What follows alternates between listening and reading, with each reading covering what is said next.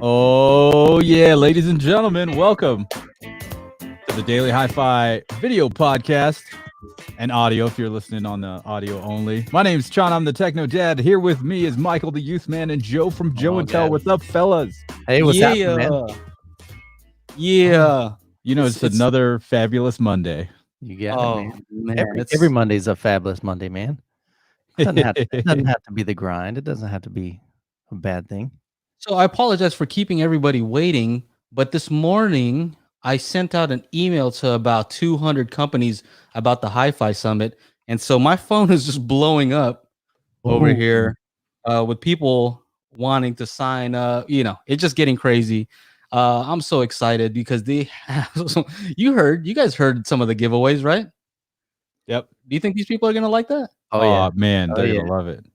They're like, you know, the question's like, how many subs you guys? How many subs should we give away? You know, as many subwoofers as possible. Whatever you got in inventory, right? So yeah, it's worth it. I'm doing it for you guys out there. You know, so a little bit late getting started, but I'm working for you. Don't worry, I'm on your side. That's what's up. Let me get my thing set up here. So what's up? Flypath is in the house. Who else do we have here? We got David, the tech and fish guy. Tech and fish, man. There you go. Okay. Techno fish. Yeah, fish. I was fishing today with my dad, man. Yeah, right. I like that name. Super cool. RGA says we can't have too many subs. That's right. That's what I said. The guy's glad to see Techno Dad's more than 1400 or 144p. Yeah, last week was weird. Yeah. I don't know what was up with that, man. It was so bad, but we were getting a kick out of it. I appreciate you guys sticking with us anyway. All I know is my godson Neo's in here, so it's a good day. Awesome. That's all I need to know. Oh, look. It says I'm gonna hit 100,000 soon. I don't know about all that. It says I am. Oh yeah, you're cranking it, man. You're killing it. 70K. Speaking of something K, 56K. Awesome. That's funny. Hey, Ecuador's in the house. It's like Pote's got some new subwoofers. He just ordered a second PB 4000 gloss black, man. Congratulations. Ooh. Oh yeah. The guy I was just talking to on the phone is hilarious. First of all, he's asking what kind of giveaway he wants to do, right? So he's saying like, how many subs should we do? Like 5, 10?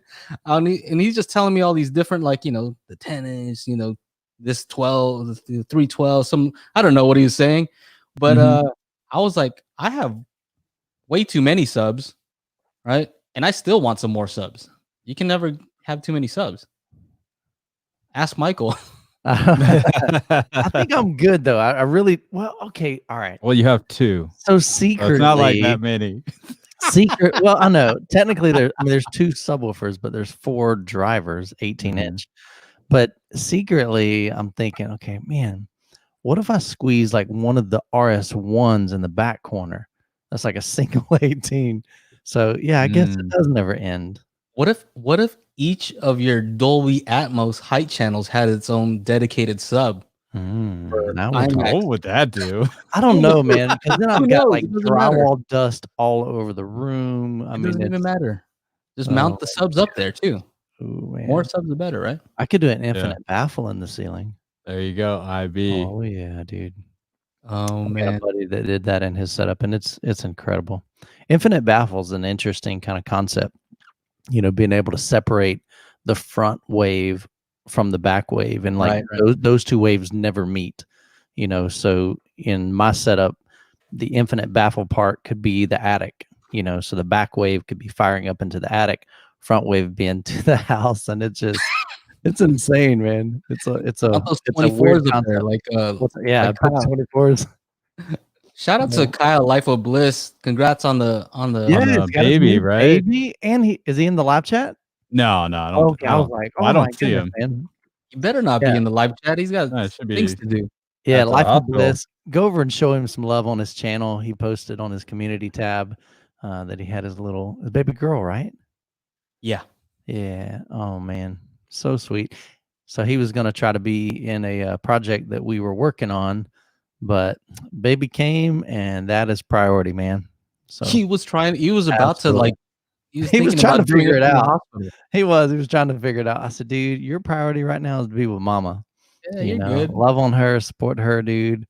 We'll do another fun event with everybody. Yeah. And include you. Oh, actually, I think I mentioned to him, I said, man, we'll just have you on the podcast sometime. So there he was down. There we go. Problem solved. Cool. Yeah, he'll be with that. Problem solved. Man. Good to see everybody in the chat, man. Yeah. And then, hey, to TJ, he says, one of these days I shall win a YouTube giveaway. Well, as the HiFi Summit is getting closer, you should definitely buy your ticket because we're getting crazy stuff to give away. And there's going to be a lot of stuff. It's going to be fun, man. Well, let's see what happens. Yeah, these companies are going to get crazy. We're not giving away like pins and hats, are we? Because I think that's what these guys think, that they're like, I don't need another T-shirt. I've got plenty of Techno Dad stuff already. I mean, they can throw in some pens and T-shirts with those subs. Dude. You know what I mean? I'm cool with that. But you can't be giving away cups and mugs. I'm thinking like a 5-channel amplifier would be sweet. I think somebody in the chat would love maybe a 200 by 5 amplifier. Yeah. Whoa, 200 by 5 amplifier. 200 by 5, like a cool amplifier. I think that would be amazing. Byron B says, I got the new Andrew Jones Adante floor standards on fire sale. You're right today. Be afraid 200 pounds. Congrats. Ooh. Hey, you got to be careful with those words though. Fire sale is a little bit yeah. At the moment. Big discount. Big discount. Oh yeah. Ike picked up his HiFi Summit tickets. Nice. Yeah. Very cool. Yeah. Just trying to. Good question from Rockhurst. Oh, you're putting them all up here. So yeah. What's that? All right. I'm just trying to keep up. The chat is just. Where are you putting them at, Chana? On screen? Is the HiFi Summit all on demand, or do I need to take off work and watch the streaming? So most of the stuff that you'll be able to, most of the seminars you'll be able to watch later. Right. So that's the power of the internet. Right now we're live streaming, but you could watch later if you wanted to. But you can't ask questions, and we can't answer your questions live. That's the difference. Yeah. Yeah, and then you want to probably be at the after party too. Mm-hmm. So that just rewatching it's kind of weird. I'm sure it's fine, but oh yeah, you're getting your system all crazy, huh? Chana? Oh yeah, I just added in a new camera. The GoPros went in. I did visuals. I like the visuals. Visuals. Yeah. For real, it gets you in the mood. Yeah, dude. I made like a 2.5 minute loop. So what I'm trying to do is get like a half an hour loop put together so that when I pop in the visual, it'll be a different one. That's the idea. Nice. Like not see the same ones over and over. Right. Although some of them are pretty awesome. I like the triangles. You should, and the triangles, can you make it so it says HiFi Summit? I'm sure. I just use it's just in the video editing software, so it's pretty easy. Just a looping background. HiFi Summit. Nice. Daily HiFi. You know what I mean? Circles, triangles. I mean, where's my Dropbox? Shouldn't I have it here somewhere? It kind of reminded me of remember Winamp? Yeah. Winamp, yeah, for real. Winamp, oh my goodness. It was like a media player, right? Yeah. Yeah. And then oh my goodness. That was back in the day. Yep. Visualizer, right? So kind of wow. Man, Joe going back in the day. Winamp. Love it. Winamp. Really whips the llama's ass. You remember that? Vaguely. I don't remember that's that what part. It would say. That's every time funny. Like it had like a built-in sound effect, and that's what it was. Oh, mercy. Cool. Already got some good questions coming in. Right. Hey Joe, what is the announcement with all the YouTubers all about? Super Daily HiFi show, or was it for the summit? It's a collab that we're doing, or all the videos are in, except for mine, because I had to wait for everybody. So I got to do one tonight. But it's basically everybody's just kind of asking, like, we're kind of asking, sorry, my video just went out. asking what would you recommend to most people? What kind of hi-fi, not hi-fi, home theater system would you recommend to most people? And the reason why I asked that is because of what we talked about last time with AMC theaters and Universal Studios and how they're releasing stuff direct, and how we were saying, hey, more people should just be getting a home theater set up, you know? So I wanted to ask as many of the YouTube home theater reviewers as possible. We reached out to as many as we could, and we asked them, like, what would you recommend? So we made a big collab video, and that should be out tomorrow. Oh, Yeah.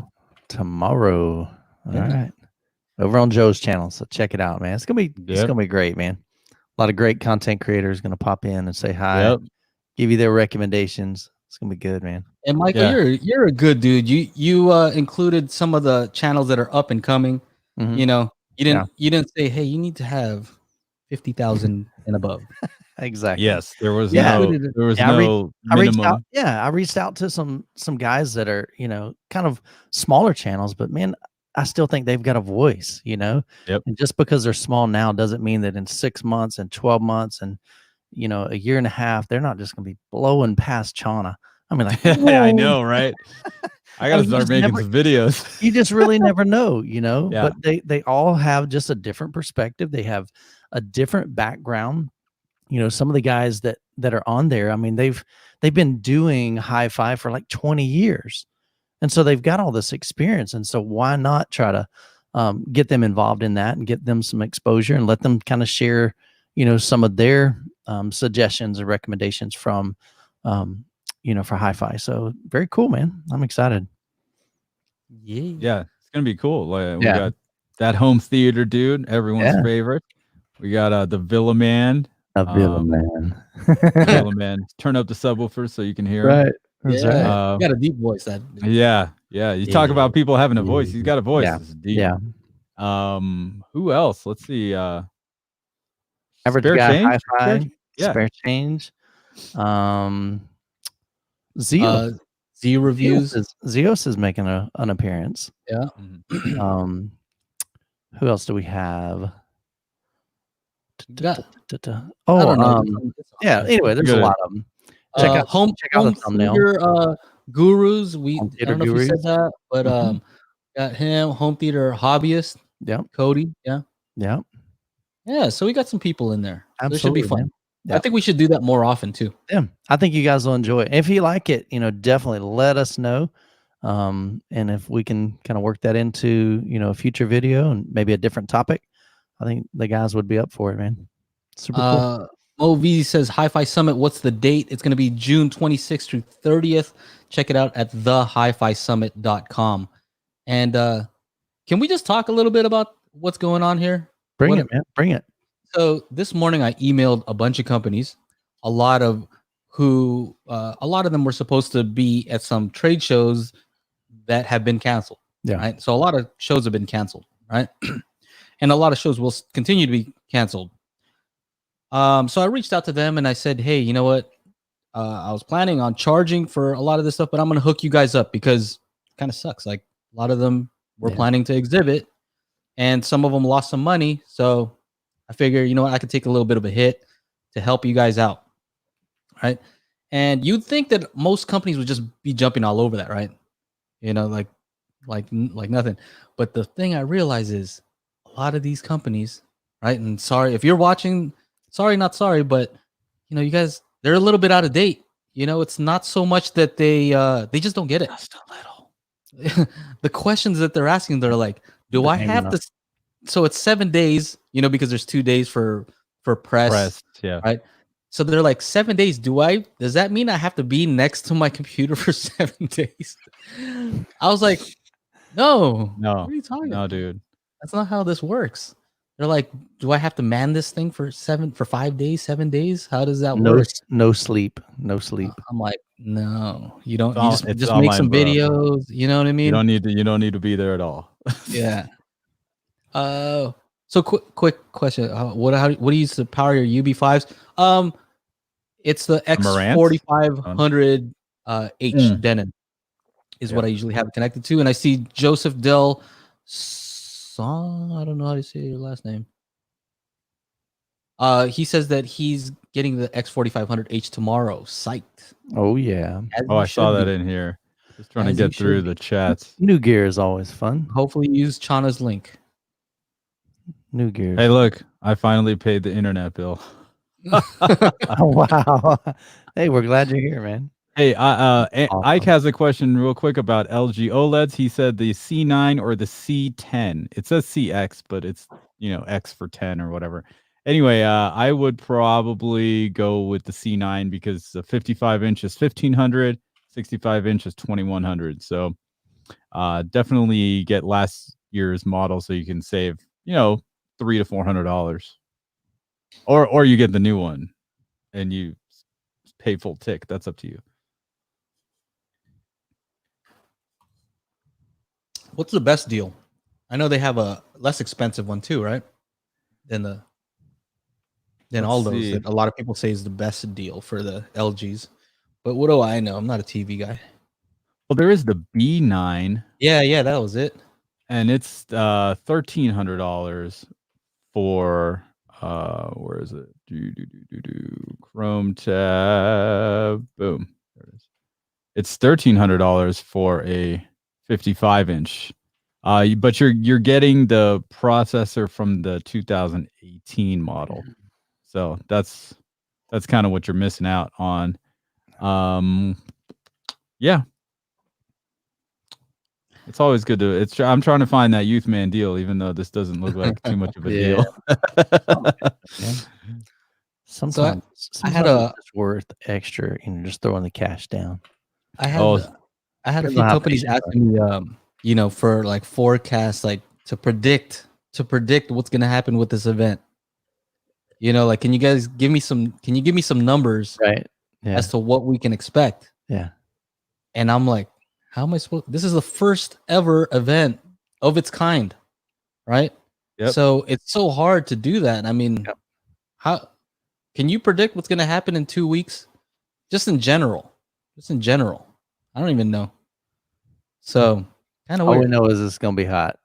That's all we know. All I know is going to be hot. That's it. That's all. Yeah, that's all we have control of. Hot. Right? That convention room is going to be hot. I don't know what we're going to need. Air conditioning. If they don't get that, then that's it. Here's a question from Byron. Where's NRD? Oh, he's gone. No more new record day. Yeah, he didn't want to do this anymore. I think it's taking up too much time to do these things, and then we have our group chat that's like constantly blowing up all day, just random stuff. Yeah. Hey, look what I got. This random stuff. So yeah, I think he's just trying to focus on his own channel. So best of luck to him. Yep. Yeah. Good luck, Ron. It was fun having you here, buddy. All right. Yeah. I see you got a super chat there. Oh, what? Oh, look at that. Broo. Yeah. Will you use the HDMI 2.1 for audio or for video? Well, right now we're not really using it. And it's for a combination. Okay, so when Phil was on here, Phil Jones from Sound United, he said one way to test to see if eARC or enhanced ARC was working was to plug in your 4K player into the TV and then plug the TV into the receiver to see if you'll get that uncompressed Dolby Atmos signal. So I tried it. Do you want to know what happened? Didn't work. Diddly. It did. It still came in. It came in as Atmos, but it came in as Dolby Digital Plus, which is the lossy version. So I don't even know if we can test HDMI 2.1 capabilities unless we have an actual tester or some sort of big source, like maybe like a super ultra gaming PC that's like outputting 4K 120 frames per second or something like that. But to actually test HDMI 2.1 specs, I think I'd say at very, very, very minimum 6 to 8 months to get anything that will actually do it. Have they shared what the bandwidth requirement is for 2.1? Yeah, it's 48 gigabits per second. Okay. We're at 18 right now. And then there's this big, ooh, like people are going crazy about this. So the new LG OLEDs and the new 2020 LG, oh, what's that? What is Monoprice? Oh, what'd you get for Monoprice? You just mentioned it. What's that? 48 gigabit, baby. Oh, you got some cables? Got some new cables. Oh, Got some new snap. cables. I'll be climbing in the attic just shortly. to plug up the Yeah. NX7, right? Yeah, man. That's cool. That's very exciting. So what ended up happening is LG nerfed, like they took something powerful and they brought it down a little bit. Their HDMI 2.1 ports on all 2020 TVs is only got enough bandwidth for 40 gigabits per second, as opposed to the 48. Now there's big old, like, all these other channels are like, Right. oh my God, why did they do this? Why did they do this? And they did it because it's a limitation on the panels, right? Interesting.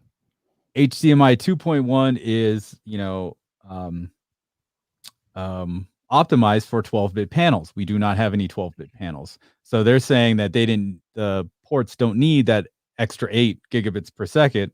Gotcha. Because everything is still a 10-bit panel. And there's all these channels like, oh my gosh, LG, why did you do this? And they're all freaking out. And people are like, oh my God, what's going on? Well, you're not using it. You're not using it. It's not that big of a deal. But if it's a big deal for you, then buy the 2019 model TV and you got the full bandwidth. So I don't know. Yeah. Hey, Chana, it's one of those things. Yo. It's all about projectors, bro. Yeah. I need some more space. Space. Yeah. You'll make it happen, man. I thought you were gonna say, hey, no, it's all about TVs. I know. No, that large format is cool. It's just I want something like having a native 4K projector is probably pretty awesome. It's just way too big for my living room. I mean, but who knows?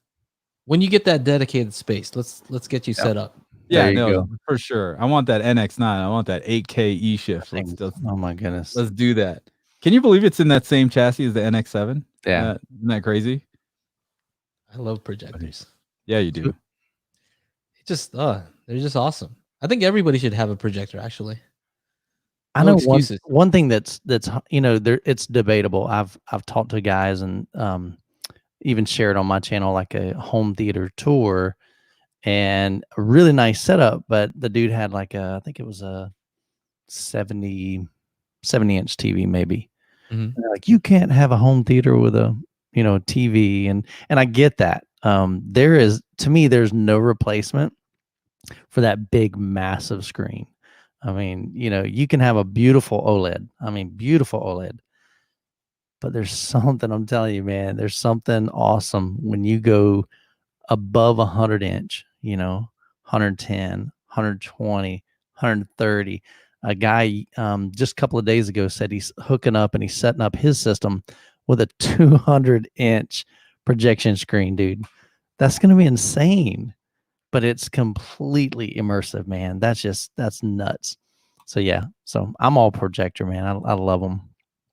Absolutely love them. I know it would be different if I just had it in the living room, because that you lose a lot of brightness, when you've got a lot of ambient light. But the good thing is there's some great manufacturers out there making the ambient light rejection screens that can help.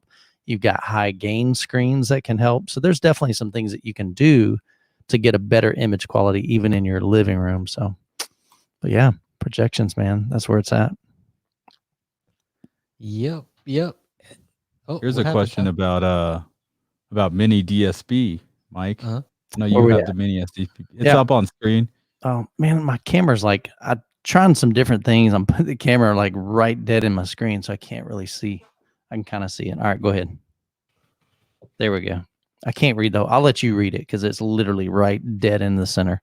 Oh, you can't see it. Okay. Hey guys, thoughts on using mini DSP to dial in bass shakers to be better time with the subs? Have you done it for that purpose? Oh, interesting. Now, I have not worked with any kind of bass shakers or transducers, some guys call them. So honestly, man, that is a new territory for me. So I've never actually used those. I don't think you would need a mini DSP for bass shakers. Seems overkill. You know what I mean? I don't think that's the point of it. But again, that is like it's a new thing for me. I've never tried that in my setup. So he's just trying to make it so it's timed, right? Mm-hmm. So when the bass hits, it moves the chair the butt. at exactly the same time, right? Massages the glutes. I mean, to me, the point. I mean, I get it. That is a great. Honestly, that's a great question, but I don't think you would need it. I would say, what is it? Parts Express has a very inexpensive bass DSP that's just for a subwoofer, right? Very inexpensive, but it's probably not as good. But they have an app, you know. I would say just use something like that for timing. If it's just for timing, you don't need to get crazy with it. I wouldn't think so. So you could use something like look up Parts Express subwoofer DSP and you'll find it. Actually, I think the hardest thing with that, I'm trying to think of how that even works, because so part of mini DSP is you run test tones through it and you're getting feedback from like your speakers. See, then that's going, I don't know. I mean, you can make the mic. It'll shake the mic so you can. It's just a timing thing, right? If you want to time it, so you could just time align it based on like when the sound gets to the mic and when the thing shakes the mic. Yeah, I don't know how that's gonna work though. I don't know, man. Honestly, that's a great question. I don't think you necessarily need the mini DSP for that, but man, that's intriguing. I have a few here. They work. Do it, man. Yeah. Oh, you have them in your car, don't you? Isn't that what I had them in my car that one time just to mess around. Yeah, that was so crazy. It's shaking the crap out of everything. I'm like, what do you have in here? He's like, it's a bass shaker in the chair. I was like, oh, okay. That was hilarious. Oh, that was silly. What else?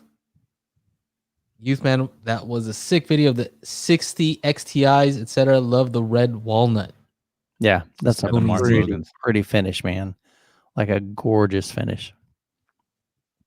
Man. Yeah. Byron says they're not getting more than 1,000 nits in an OLED. Yeah, man. I mean, they really are struggling to get 800. My one is close to 800, but Samsung stopped production on LEDs and started production on quantum dot OLEDs. So it's imagine an OLED, but without the risk of burn-in. So they're working on that. But who knows what's happening with like TVs? Like who's working? Are they? I mean, I know South Korea's got like an awesome testing situation. Like they test 10,000 people a day, and they have been for like a month.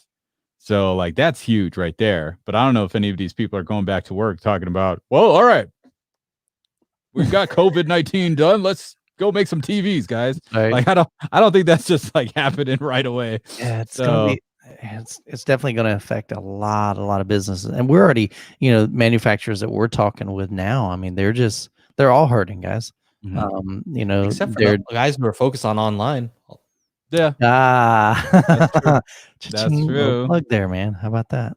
Hint. I'm not even joking though. Yeah. The guys who that do a lot of online sales, they're telling me their sales are up. Yeah, because people are staying home and they've got more time, and they're like, you know what?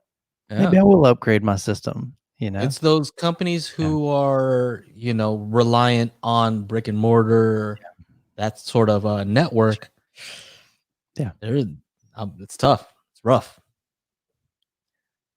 Man, there's so much going on over here, Chana. I know, man. I like literally, I'm reading through them.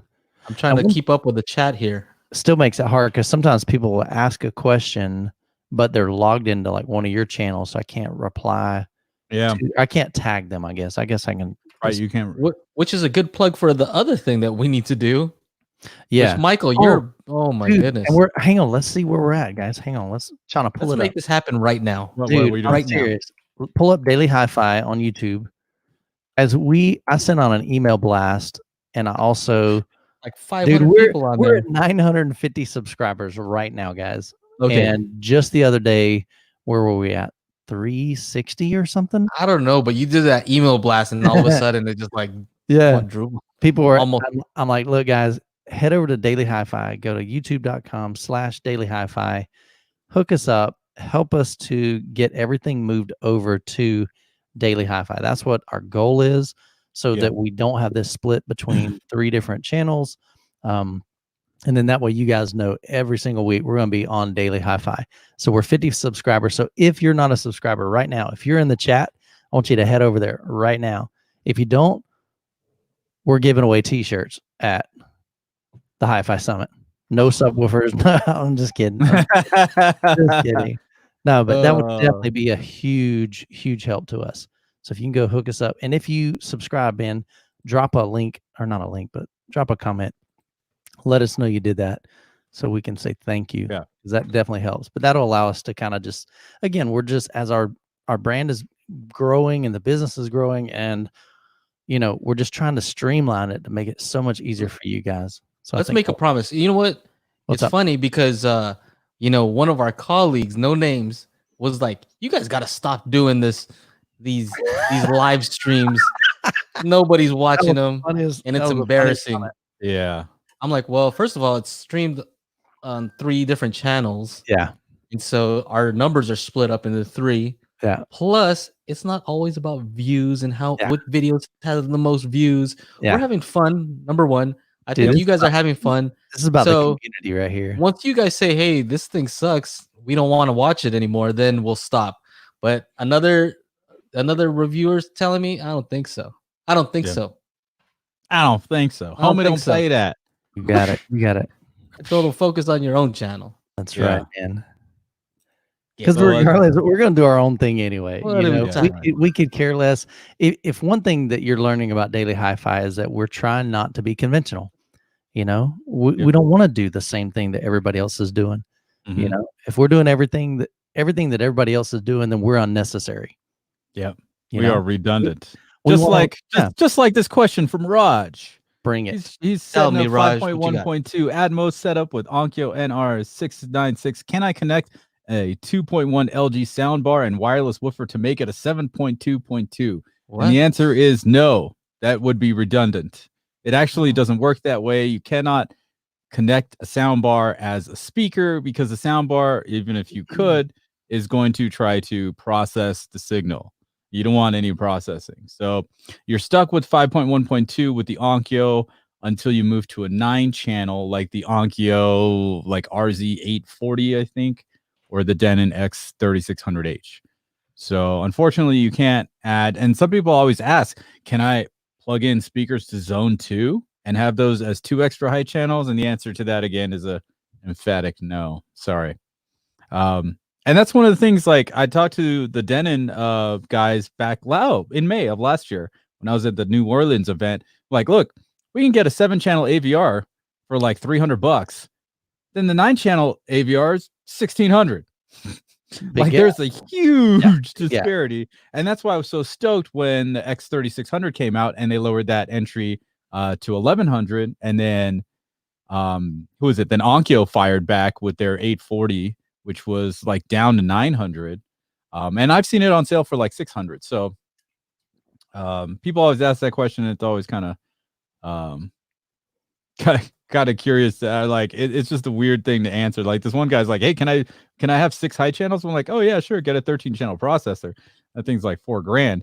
They're like, no. I'm just want to plug 6 speakers into the one set of. Yeah. What's the point? I'm like, you're going to like clip that amp so hard. It's just not a good idea. No, don't do that. Which brings us to, it's not designed for that. The next comment. No, I'm just kidding. People are slow. People are slow. Some people are slow. Some are not. Anyway, good night. Hope everybody do well. You're way back. Those are some old comments. This is 4:30, man. Like, I'm trying to. This 15 minutes ago. Hey, there's a man. Boom. Jeff Newell, RGA. He's catching up. So while he's doing that, let me remind you guys, go to youtube.com/daily hi-fi. And here's what we're gonna promise. Here's what we're gonna promise, right?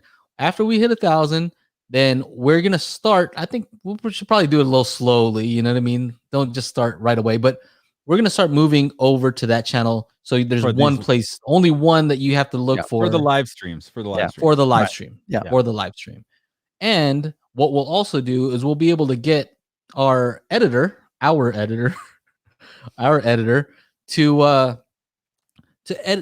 put timestamps. So I don't know if you saw the new feature on YouTube where you can kind of scrub through as long as there's timestamps. It's pretty cool, right? And Yeah, you'll be able to get to certain topics. So if you don't want to watch for an hour and a half and you want to just go to something that's interesting to you, you can just jump to wherever you want to go. And we'll also be able to have our editor split up the video into smaller pieces, right? So there might just be an interesting question that you guys put out there. We'll have a video that's just dedicated to that. And so it's called Daily Hi-Fi. We should have daily content, and that's the plan. That's the plan. Big picture.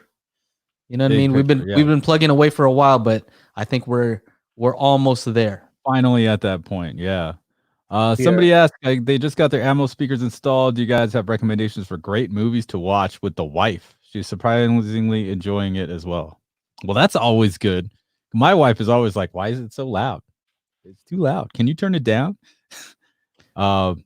Is she impressed with the height stuff that's going on, or does she not care?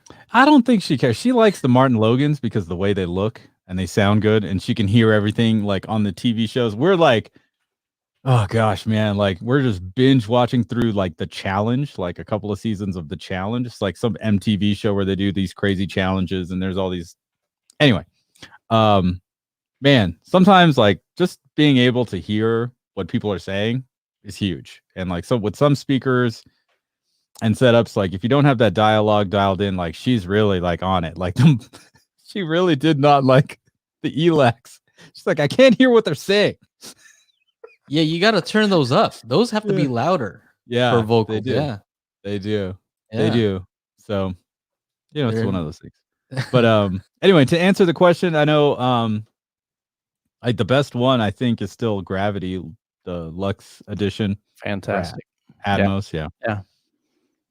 Huh. Somebody was having a conversation even earlier today talking about, is Atmos worth it? And honestly, a lot of guys are it almost seems like that's kind of a polar conversation. Yeah. Like totally. Yeah, you either like the format. I think everybody likes the format, but I think the biggest setback is not all Atmos discs are created equal. So just because you pick up a disc and it says Atmos, don't expect like there to be just this amazing Atmos track and you're able to hear all of this going on above you and you got this big bubble kind of sound. They're not all like that. But to me though, I think Atmos is an incredible format. I really, really love what it brings to the table.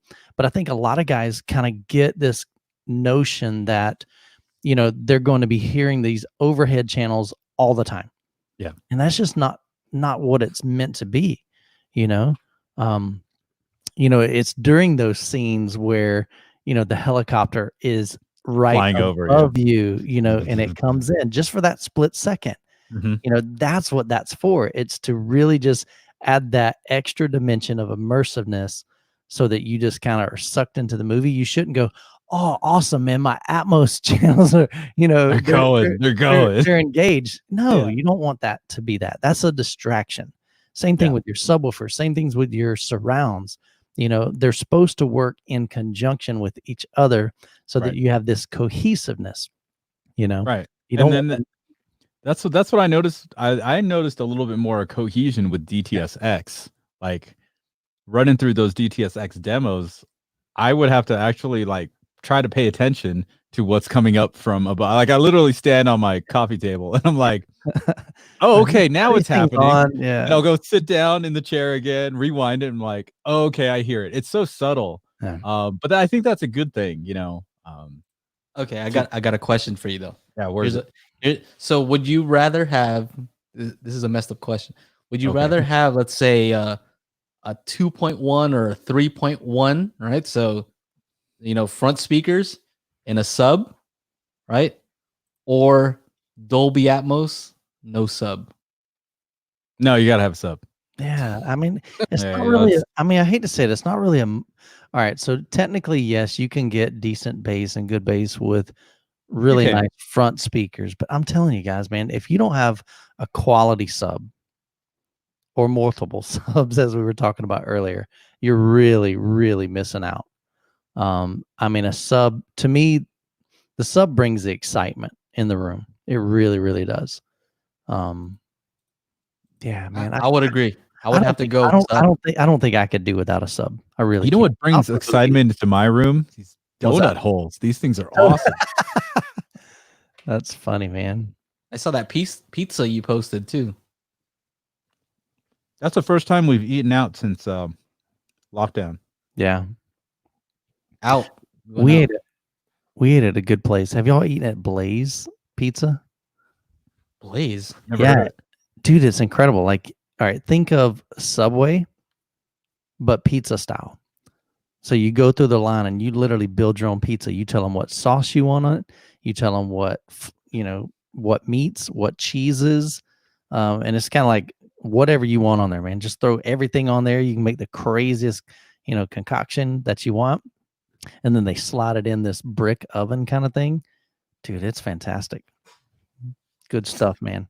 Check it out. So if you're in like a city you're not normally at, just look it up. We're in Florida. See if Blaze is there, man. Blaze. Yeah. So is it just like Subway? Like teenagers don't really that are putting your thing together don't really care about it. These were all adults back there, man. We asked for just a little bit more onion. Do they cover the pizza with it? Because that happens to Subway all the time. Like, I'm like, okay, that's a little too much there, buddy. Yeah. Since we're off topic anyway, what's your favorite thing to do now that you're stuck at home? What's one thing that you're like, you know what?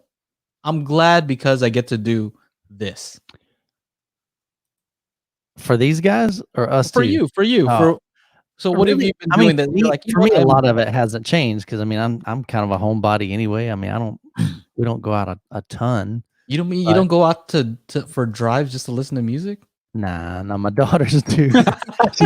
she's 17 and she's like, we were talking the other day, and as we were talking, she was like, Dad, can I go for a ride? And they're just like, where are you going? We're just wanting to ride around and listen to music. And so two of my daughters, I was there. You're like, what does that even mean? Yeah. What does that even mean? Yeah, I used to do that all the time too. Yeah, but I do. Thinking back, I was like, okay, yeah, I did enjoy that. No, as far as I tell you one thing that I have been doing lately, and I shouldn't be doing, I need to be doing more work. But when Sony came out with the Uncharted series, so you can get that download, Uncharted 1, Uncharted 2, and Uncharted 3, and I think they've got a fourth one that you can buy. Dude, those are fantastic, and they're ridiculously addicting. Because the crazy thing is, so as you're playing through the game, it'll like the title will let you know, hey, you're in the next chapter of the game, but there's no pause in the game, bro. You're just like going. Yeah, it's not like a good point to stop. It's like, oh heck no, man, we just got past that one. Let's go another one. So I'll play sometimes till 3 a.m. I'm like, all right, I gotta go to bed, man. So, but seriously, but I don't even know it's 3 a.m. And it looks phenomenal on the the NX7. So I'm just like, I'm loving it, man. You're in the theater room playing this game till like 4 a.m. Yeah. And I don't play it. That's the crazy thing. But I like that series because, it's got the third person shooter. So I like that. And I'm not a big gamer by any means. But what I really love too is the story is incredible. And then there's a lot of kind of puzzles. So you've got to figure stuff out. You'll be trapped in a room. You got to figure out how in the heck do we get out of this room? It's kind of like, it reminded me a lot of National Treasure, if you saw that movie, where they're having to figure out all these puzzles and they're trying to get to, this big, massive, booty, the loot is what, that's what they're going after. We're all after. Like everybody's after the booty. A lot of video games. How about you, Chana? So I'm gonna say I'm doing a lot of that one. Gaming and hair dyeing. Yeah, no more hair dyeing, but I'm trying to set up my live stream so it's awesome. Doing a lot of that, doing a lot of I've slowed down on my videos because I think I'm trying to do one video a week now. I got other things to deal with. And then having like the teenager and the wife at home, they want to they need to work out. So there's the living room is now like a gym. We even got a bench. Nice. Like a workout bench. Not like a bench press bench, but like a workout bench, Dude, they should do it during your live stream days. I mean, they've got like this custom DJ. So like as you're mixing, Oh yeah, man, just crank up the speakers in the house, man. They'll be like, those work out. Now she likes to listen to hip hop when she's working out, and so does the teenager, and Anyway, that's pretty much what I'm doing. I'm doing the same stuff. I still have my 2 nights a week that I work at a job. That's still going on. But like, look, this guy Matt says he's rediscovering his music collection, record collection. Awesome, man. Derek says he's spending money he doesn't have. Oh no, don't do that. I find that I'm not going out, so I'm not driving as much. So driving in California takes a long time. Well, getting from one place to another. Which part of California? I guess in LA. LA, it takes forever to get from one place to another. Always traffic or something going on. Yeah, Damien's into the Lifetime Movie Club. Oh, there you go. Yeah, I've just been working on this project, Yep. So there's no excuse. Yeah. I have nowhere to go. Yeah. So I'm here working, plugging away. Yeah. Cranking it. So I'm enjoying that. Let's continue answering questions. Sorry, we got a little distracted. I just wanted to see what you guys were up to. You know what I mean? Because at the end of the day, like I'm saying, it's not just about home theater and audio. I feel like we have fun together. About family. I think these guys enjoy us just laughing together, making fun. Having a good time. And I think one thing we kind of hit on this earlier is that of course, we would love for a bunch of people, additional people to come on board and to be a part of Daily Hi-Fi and to, continue to grow our audience and everything. And that's great. But we love the audience that we have even right now. Like everybody in the chat, man. I mean, we genuinely, you guys are incredible. We love the dialogue. We love the community that we're building. And I think that means a lot to all of us. I think, we love answering your questions. We love, hopefully being a voice in the hi-fi realm and being able to share with you our experiences and allowing you an opportunity to share yours as well. So we definitely, I think that's just a big part of it to me is the community. Yep. My favorite part is, right now we have all these questions and we don't have the time to answer every single question, right? Oh my goodness. But I love it when other people help each other. Like when people answer somebody else's question. Absolutely. I'm like, that's awesome. Yeah. Yeah. So, absolutely. I mean, here's a good one. I was just going to ask, do you guys think it's good there's enough good content to upgrade to Dolby Atmos? I think so. That's just me personally. Me too. I think there's some great movies out there. And again, you're not going to have every movie is not going to be a Dolby Atmos banger. I mean, it's not going to be just incredible, but I think the format is solid. I really, really do. I think there's enough movies out there that have some great Atmos mixes. So, and it's really just about the mixing part because I was stoked that Bumblebee had Atmos and then I pulled a mic and I just unplugged my ear level speakers and listening to the Atmos and like it's just the score. Like, I'm like opportunity lost, man. Yeah. I'm like, it's just the music score. Like, what is going on here? And you have like a perfect opportunity with like the battle on Cybertron, where like there's people over here shooting and there's gunshots flying over you, supposedly. So that was kind of a wash. But I did do the Oro 3D upmixer on that, and then I was like, oh, I can hear them from up on that angle shooting down toward us. So like, even if the Atmos track isn't fantastic, you could always try the Oro upmixer for those of you that have like an X4400, 4500, and that level and that tier of Denon or Marantz. I think it's a 6014 also. Yep. So there are ways around it, but yeah, I mean, there are some phenomenal movies. And then if it's a movie that it's like a lot of talking and it's an Atmos, just best believe there's not much happening. Do you care for any of the up mixing? Like, do you use that? Like where it kind of like simulates the height? Do you use that? I mean, if it's a movie that has Atmos or DTSX, then no. Like I just tested out Bumblebee with the Oro 3D upmixer just because I wasn't getting any of the cool sound effects that I felt I should have been getting in that movie. Well, you know how you can choose between like Dolby Digital Plus, and then it's whatever. so it kind of simulates the height, like it just adds stuff. Add stuff up there. Yeah, if it's not Atmos, you use that. I mean, I tried it, and for the most part, I noticed more of the information that's in the surrounds would be up there. Oh, right? okay. And then I also tried running Dolby Atmos demos without the height channels, and like that audiosphere, right? The little diamonds that go above your head. Yeah. All that information just comes out the left and right surround if you unplug your your high channels. So all the information, it kind of just hangs out in the surround. So when I try to upmix, I get more of like what's in the surrounds up there. Is kind of how that works on like a standard 5.1 or 7.1 soundtrack. All right. Just wondering what you guys do. I keep it on. I just let it do what it's gonna do. I let it throw stuff up there. Why not? Yeah, and then like if you do like party mode where it's like you want sound out of every speaker and you're playing music, why not? Just have all 10, 12. I bet your wife would love that. Just set it on multi-channel stereo. Yeah, right. You know, you're talking about dialogue. Be like, hey, this sounds great. Yeah.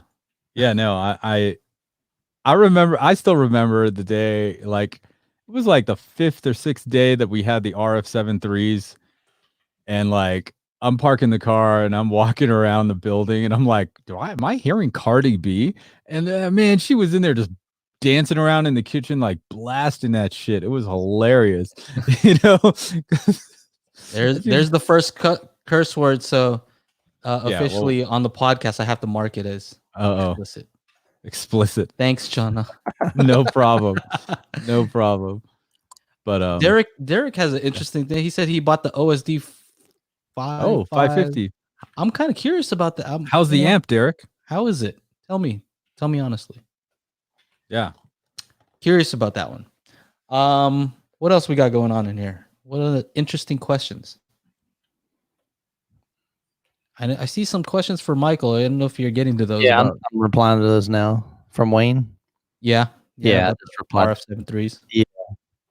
Yeah, the Forte, man, the Fortes is a great speaker. It really is. And his question was, I did a comparison between the RF-7.3s. I think it was the Forte 2s that I had. And, would it have made would I have preferred the Forte 2 if I would have, paired it with a subwoofer? And honestly, I don't know. The biggest thing like with the RF-7.3s is, to me, in my room, and I don't know if it's my setup or if they sound like this in pretty much everybody's room, but when I reviewed the Heresy 3, it just sounded small, like this, whether you call it soundstage or what. It almost has the RF-7.3 has this immersive sound, like literally it's almost like surround sound going around me. And so my ears just feel really encompassed, like, you know what I'm saying? Like, man, how do I describe that? I mean, other than having speakers behind me, it really is just enveloping. I guess I've always used that phrase. And with the Forte 2s, I just didn't get that. They're definitely more directional in my room. And now some guys say, hey, you really needed to elevate those, but my thought is, man, it bugs me to think that somebody makes a speaker, no offense to Clips, but you make a speaker that is a floor standing speaker, but yet you're supposed to elevate it on a speaker stand. And I'm thinking, it's a floor standing speaker, man. Why should I have to elevate it to? And so I never did elevate it, but I'm thinking if it should be taller, build it taller. Why make it short? That's called a stand mount then. Yeah. So it just seems odd to be able to, but a lot of guys, they swear, they're like, dude, if you would have just raised those up a foot, it would have rocked your world. And it may have, but I'm thinking there's no stand out there that's it's just gonna look goofy to me. So, but that's just me. But they're great.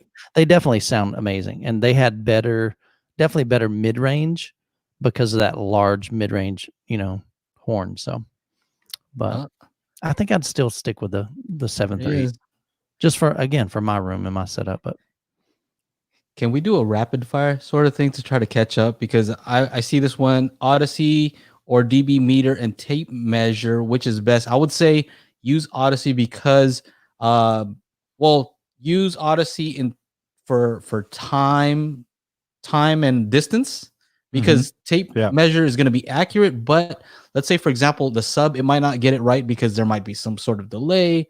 So a lot of times the sub is not measured correctly. Like if you look at the distance with a tape measure, it's not going to do it accurately. I would rely on the mic for that. Decibel meter. I mean, Michael, you use a dB meter, right? Do you find it's more accurate? Well, or worth it to go the extra route and do that, or just let Odyssey do it? Well, the reality is I typically have to go through and make some adjustments on my dB meter. I don't think I've ever run Odyssey and all of my levels were just like spot on. You know? How off are they? Well, the surrounds sometimes are off. Now, part of that, I wonder if it is due to the fact that my front speakers are ridiculously sensitive, you know. Yeah. And it's debatable on the accuracy of that, but they're rated at 104 dB. But still, I mean, the Odyssey and your dB meter should be saying the same thing, right? Should be. Well, but how far off? How many dB are we talking here? The hard part is Odyssey. It goes all the way down to -12 on my front LCR. I mean, we're at -12. We're like bottoming out, man. This is as low as it can go to get those surrounds to be, where they're at. So I see. There's a huge discrepancy on the volume level. Yeah. So like they're backed off way because there's so much difference between, their sensitivity and my surround sensitivity and my Atmos sensitivity. Wow. It's trying to balance those out. So that's always been a struggle with me because there's such a big difference there. But yeah, they're way back down. I mean, when you got it at -12, just to keep, and they'll blow you out of the room, once it's calibrated. But I always go back and double check. So that could be the biggest issue there. But I just make sure that all of my speakers are level. But then I do some tweaking to it as well. Like my ears, I don't want it like 100% and, think what you think. But in my room, I prefer to bump up, a couple of things, not much, but probably about 2 dB, so, but yeah, so I the reality is they're not expensive, Are they cheap? Yeah. I mean, I would say, you know what? If you get what is that? The U mic one, right? So USB calibrated mic, $100, right? Sure. It'll do a lot. You can use it as a dB meter, correct. But then you can also use it with REW to start doing some crazier stuff. So I would say save your money, get that. Yeah, and that would work too. Yep. What else we got here? This guy's wondering about Eclipse versus SVS Prime system. That I would say that all depends on what you like to hear. Like if you like the sound of the Eclipse RP or you like the sound of the SVS, that's really up to you. Yeah, and there's nothing wrong if you mixed the PB2000 with even a different brand, whether it's Martin Logan, whether it's, that's not going to be an issue there getting that dialed in. I think I could rock either of those. I think they both have a similar sound to them, similar-ish, more similar than other speakers that I've tested, right? So they're both like meant to be able to play loud if you want to. What else? Here's a question about Onkyo. Atmos enabled speakers connected to an Onkyo receiver. When I have AQ reflex on, I hear echo on those speakers. When I turn them off, I don't hear it. You guys know anything about this? AQ reflex? Connected on. I don't even know what that is. I haven't used an Onkyo AVR in a while. Yeah, it's been probably 9 years since I've had one. Onkyo, you want to send something out? Oh man, just so I know about it. You know what I mean? Oh well, we met the guys at CES, Joe. I've tried to contact them like 6 times. No. Crickets. Well, that's what happens. We can't answer the questions. That's right. Ike's got some PB2000s coming in, a pair of them. Yeah. That's exciting stuff. Excited for you. Trying to find how to buy gear with no money that doesn't involve a ski mask. Yeah. YMD, man. Start a YouTube channel. Spend like a good year not making any money. Yeah. And then hopefully one of them will, you'll start getting some views and somebody will be willing to send you some stuff. But you got to sacrifice a good year. Solid. Yeah. It takes a while. Yeah. Yeah. Cord cutting. Do you guys have cable or anything? I don't think you do, right, Mike? Yeah, I None of you guys? cable. Yeah, we don't have a TV in the living room. So yeah, we just TV? stream. We pretty much stream everything. What, Joe? I don't have no TV. Yeah, Oh, I don't. okay, They're like I do. We do. Watch We do. We have There's DirecTV. enough content that I don't watch on the streaming services that we have. True. I mean, we have Netflix, we have Disney Plus. We're thinking of getting Hulu and ESPN just to watch that Michael Jordan thing. Yeah. Right? What Michael Jordan thing? The Last Dance? Michael Jackson thing? No. Michael Jordan thing. I heard. I'm pretty sure it's Jordan. I don't know.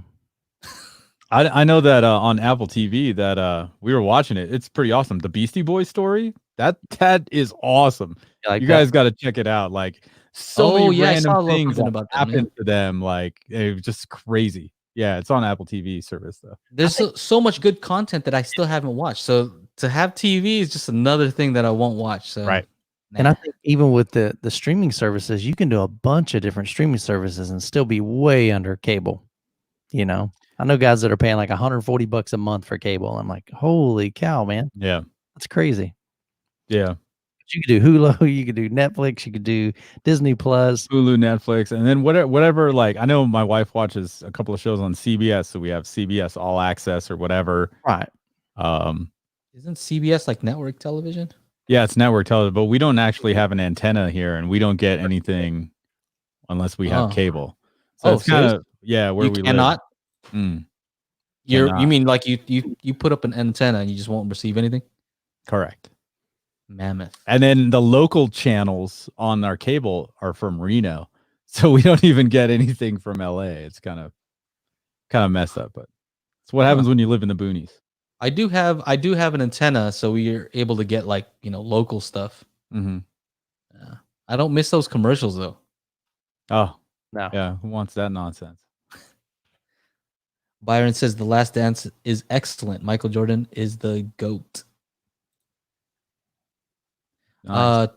Trying out different streaming options. Hey, Chana, do you have Hulu or ESPN Plus or whatever it's called? So the reason why we have DirecTV is because of NFL Sunday Ticket. So my wife is a big Steelers fan, and the teenager, stops calling him a kid.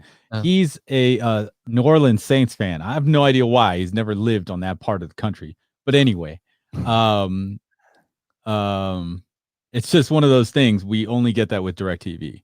So, and then there's the game mix channel. So there's 8 games on at once that we can watch, and that's like a DirecTV thing. So that's why we have it. It's definitely expensive. And the funny part is, whenever it snows, our dish gets covered with snow, and we can't watch a goddamn thing. Sorry. Are you serious? Yeah. You have to go and go take that off of the dish. Oh, there's no way I can. There is no. It's like on our roof. And I tried with this big ladder, and like there's snow and ice on the ground, so it's like I might fall like trying to do all that. So we tried what was it? What is the main like streaming TV service? I forget. There's YouTube TV. This was before Sling YouTube TV. There's Sling. We tried Sling, and it's slow. The DVR on that is just all messed up. So and it's slow to change channels, right? Yeah, that too. But for the most part, like the way my wife works it, like we watch TV on our own schedule, meaning she'll record everything and then we'll just watch the recordings, right? Whenever we have time. So like the DVR is huge for us. And then, so Sling was kind of messed up. So this time we're trying Fubo, which is like Sling, but it's like geared to more football, live sports kind of thing. So it has all the regular channels, all the movie channels, but has all this live sports kind of situation to it. So And they're each like $30 to $40 a month, and that can go up or down depending on like which channels you want and all that kind of stuff. So we've actually tried a few different of those situations, but yeah, until like the what is it, NFL Sunday Ticket becomes available in the same fashion where we can watch 8 games at once streaming, I don't think we're gonna get rid of this dish anytime soon. Unfortunately, I thought the NFL was on Reddit. No, never mind. All right, what else we got? What else we got? Man, you guys are too There's something fast. for Michael. What's that? Or no, I'll scroll back up. I'm trying to. It's all good. Beastie Boys documentaries. I live in the boonies, and antenna picks up nothing for me. They're just making fun of Chana living in the sticks. Mm-hmm. I need to buy. Okay. What else?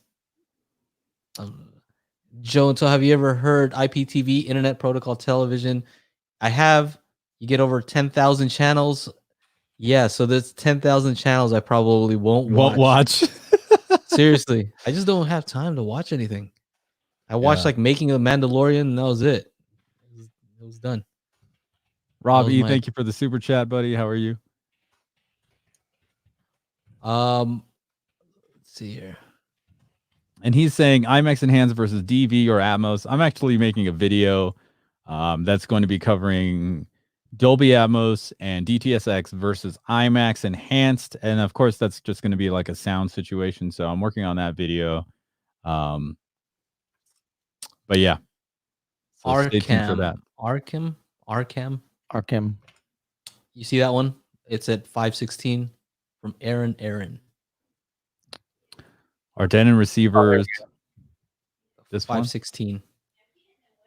Did you check out the? Oh man, it just moved. Do you have any opinions on the Arkham? Looking at the AVR 10, maybe the AVR 20. Any experience with those? I haven't. I know. No? I think Shane from Spare Change has. Oh, there it is. Yeah. So no experience. So yeah, I've never hit up Shane at Spare Change. Mm-hmm. Let's see here. Do you ever watch football on your projectors? That'd be awesome. The thing is, like, I think with sports, you have to make sure that you're getting like a 60p, right? Mm-hmm. I like to watch sports with like, no jitter, no whatever you want to call that. Is it judder? And then like and then if you engage that motion situation, you'll get artifacting from that, and just is bad. I remember when I started like reviewing like TVs and stuff, I saw this like YouTube channel, and this guy's like, look at this thing sucks. It's like a bunch of people were wingsuiting across the screen, and you can see, he's like, look at all this artifacting, and I'm like, well, you got to turn off that smooth motion crap then, dude. And then he called it judder. So I was just like, I'm like, oh man, this bunch of people have no idea what they're talking about. This is not good. Is your projector, Michael, does it do 60p? Mm-hmm. 4K so. 60p? Yeah. Let me pull up the. I would hope. Isn't that like a $6,000 or $5,000 projector? Yeah, it should, right? $9,000. So yeah, that would be fine for football. $9,000 projector. Yeah, you should watch some football on it. It's like $6,500. Pretty much you can get it from most dealers from that, maybe even a little bit less. But yeah, MSRP. I don't even know. It's crazy. Chana, is when you watch football, is it 1080 60p or 60i? Coming off of DirecTV, it's 1080i. So I don't know, but my OLED makes it look great. So it does. Whatever the OLED is doing, it's doing a fantastic job. It fixes it right up. Yeah.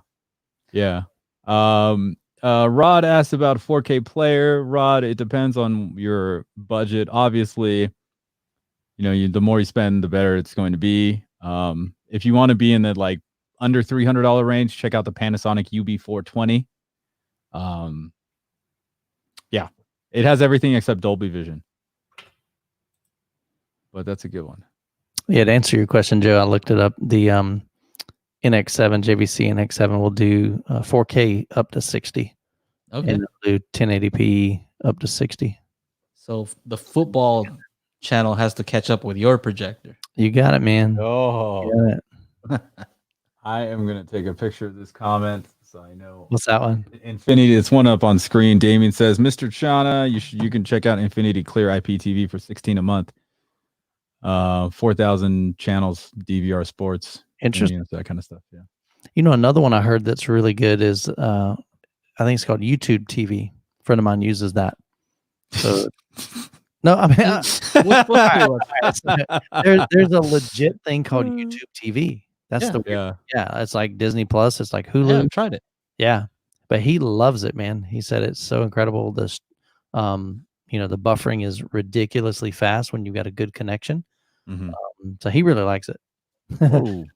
John was thinking like, yeah, we have YouTube. I tried it when it first came out. YouTube TV. Isn't that what we're on right now? Like the interface, how was that? Because I think to me, well, when I first tried it, I tried it when it first came out, and you had to use your phone, right? And then you had to cast it to your. So it was kind of like you had to do everything on your phone. Yeah. I don't like that. I have a NVIDIA Shield. Right. Can I just do it there? I don't know if there's an app now where you can just pop in there and do whatever you need to do on there. But I didn't like having to use the phone. Yeah, I can understand that.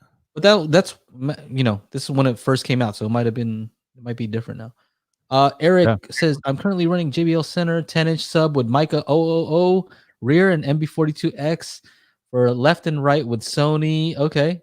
Should I replace the front or invest in Atmos height channels? So it sounds like he's running 5.1. So I know those speakers, the 000s and MB42X. I would say, you know what? Here's an experiment that you can do, and I've been curious about myself, which is, when sometimes we're talking about the speakers for a home theater, right? And I think generally speaking, everyone would agree, like you want speakers that can at least go down to 80 hertz, so your sub can take over, right? Right. Now, here's the thing: 80 hertz is not such a hard tone for most speakers to reproduce. When you start talking about 50, 40, 30, it gets increasingly harder the lower you go. But 80 is not so bad, right? A lot of speakers can kind of do 80. So here's what you might want to try to do: cut off the 000 and the Mica MB42X at 80 hertz on your receiver. Turn off your sub and see how loud you can play those without any distortion, right? If you can turn it up and this is more than loud enough for me, it's not distorting, they're not struggling, then I think you're good on that front. But if they start distorting before you'd want them to, then maybe you would want a bigger speaker that can handle playing louder. I think that's a good little experiment right there. Yeah, that's a cool way of looking at it. Yeah, for sure. And by the way, thank you, Eric, for the $10 super chat. Truly appreciate it. Hopefully that helps. Yep. So, I mean, his question was, should I replace the front or invest in Atmos high channel? So, Eric, try what Joe specified or, just laid out for you there. If the MB42Xs sound like they're handling 80 hertz just fine, then keep them and then add maybe 2 more MB42Xs for your high channels. Just get some wall mounts, put them up high, right? Isn't that the recommendation? Put your speakers as close to the ceiling as possible. Youthman, since your LCR are at -12 after Odyssey, do you then make your reference volume above 0, -10, for example? Great question. So typically my La Scalas stay at the -12 because I can't go any lower with them, So basically then what I do is just balance everything else to 75 dB on my end. So which basically is and I'm trying to remember, I can't remember which way I go, but if I had to I think I had to bump up some of my surrounds a little bit, and again, we're talking probably maybe 2 dB. So it's not a huge difference, but it's not like, they're pretty much spot on. So good question. Oh, here's something about YouTube TV. Byron says it's the best, but no 5.1. That's interesting. And Rob E's got, did you guys hear about this? Amazon might buy AMC theaters. Oh, really? Yeah, I For saw an what? article a Nice. couple of hours ago. You're gonna turn them into big warehouses for their stuff, or what? Yeah, What are they gonna do with that? What the AMC is going to turn into an Amazon fulfillment center. There you go. Clearly. But yeah, what do you guys think?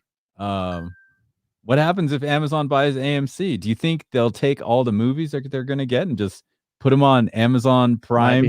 Might be stream, beforehand? man. I don't know. Oh man, Wouldn't that be weird if they like bought the establishment just to close, That would just be to pretty close the hilarious, yeah. establishment? You know, they it's like would do that. like we are conquering the world, man. I mean, that's where they're headed, dude. Yeah, no, totally. Crazy. Optimus Vader asks, how's a Panasonic UB820? I like it. That's the one I recommend with Dolby Vision. It's $500. Sometimes it's down to $400. But the one thing I hate about it, streaming apps, that thing sucks. The interface, like from the 90s.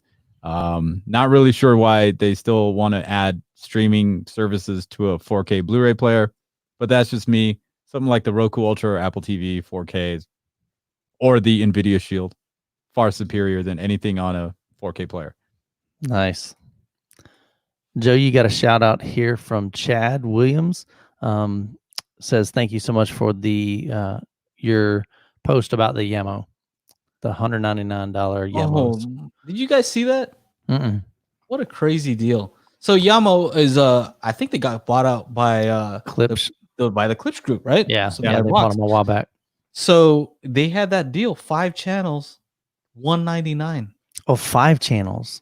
5 speakers. For I was thinking $199. it was like a pair. I'm like, okay, that's a cool deal. You know, 200. Dang, Well, 5 speakers. so people were flipping out when those S803, those Yamo S803s came out because they were $199 for a pair, and they were pretty good. Nice. Like they had a few quality control issues, but they were pretty good. But right now it's $199 for 5 speakers. Yeah, that's crazy.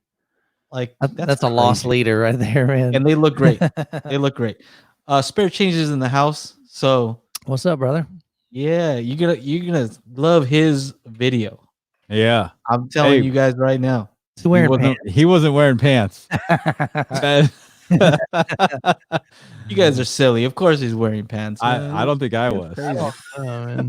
You guys are crazy. We've never seen problem, Optimus, during a video to prove it. So I don't know, man. We'll just let you wonder. I'm so excited for you guys to see that video. It's gonna be hilarious. What else we got here? Shane, somebody was asking about Arkham.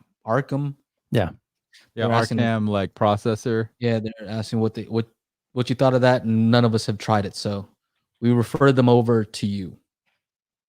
And you showed up. Awesome. There you are. What other questions we got here? Oh, so Micah throw a surprising amount of bass, certainly not subwoofer level, but I was really surprised. Yeah, they were pretty good. Garbo right now. Oh, I'm just looking at. Yeah, they're surprisingly good. I mean, they're like 3-inch drivers on there, so can't expect too much. But like I'm saying, see what happens if you cross them over at 80 hertz. How loud can you make them go? What else we got? I'm having so much fun dealing with vaulted ceilings and matching windows. So many hard surfaces. That's a tough one. That's rough. Yeah. I just got an email for some of the giveaways. Oh yeah. Oh. Should I say?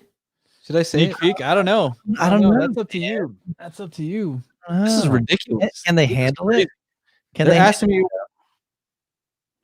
Can these guys in the chat? Can they really handle it? Look, I'm just gonna do it. All right. So just shout out the guys over there, OSD. Right, we mentioned them last time, and we're just saying these guys look like they're coming up. They look like they're going to be the next thing because they're providing a lot of value. Yeah. Right. All the products look great, and so I don't mind shouting them out. Free shout out for you guys. Yeah. And so they're talking about like they got subs on their website, so they have a few lines. So OSD was like outdoor stuff, and now they have like OSD Black, which is like more home theater stuff. Right. And so they're talking about they have this Travoce 12-inch 800 watt 12-inch powered subwoofer, right? with dual passive radiators, and they're like, how about 3 of these? Oh yeah, That sound cool for you guys? I How like about it. this Nero two bass 10-inch 400-watt powered subwoofer? We got some of those. How about Nero tubes. how about like a couple of those? How about the Nero with the 8-inch powered subwoofer with this little tiny one? So that's cool. We got a couple of those. They got the Studio 5 bookshelf speakers. We got a handful of those. You know what I mean? A lot of stuff. OSD Classic 2.1 system for your desktop. The NeuroLink Wi-Fi streaming module. 10 of those. So yeah, just to give you a little hint as to what's coming. That is and crazy. that, of course, you guys, is for the HiFi Summit. Those are just some of the giveaways that OSD's planning on giving away, and we're gonna get giveaways, like awesome giveaways from all these companies that are joining up. All out for you guys. Really. Yeah. I mean, that's really one of the things that we really want to do, is to be able to bring some incredible value. I mean, think about it. You're paying 20 as of right now. The early bird discount to it is like $24 for all 5 days. $24, guys. You're going to get access to backstage. You're going to get access to these live streams from these manufacturers, but you're also going to get access to all of the giveaways. And so once we're done with those 5 days, those giveaways are no longer going to be accessible. Those will be given away. Okay, all of them. And so you want to jump in now. Don't wait till the last minute, because you're going to end up paying twice the amount. Now, if you want to, that's fine. But the reality is, man, save yourself 50%. Go register right now. Man, it's going to be fun, dude. I'm looking at their website now. Well, Michael said, yeah, it's going to, it's funny because some of these companies, like I'm telling you, they don't get it, right? Yeah. And so they're telling me, so what do you have to offer us? I'm like, first of all, for some of these companies, I'm offering it for free because I'm trying to help them out. So I'm like, got what screwed over from Exponent closing, right? Well, your words on my. Oh, but there are places that. But what I'm saying, I'm like, I'm giving you something for free. What are you talking about? Yeah. What do I? I'm offering you this already. What do you have to offer me? What do you have to offer the attendees? That's right. Right. So that's the whole thing is flipped now. They don't understand that. What do you guys have to offer? Because if they have a great product, right? Let's say a company had a crappy product, right? And if they did a giveaway, nobody probably would care, right?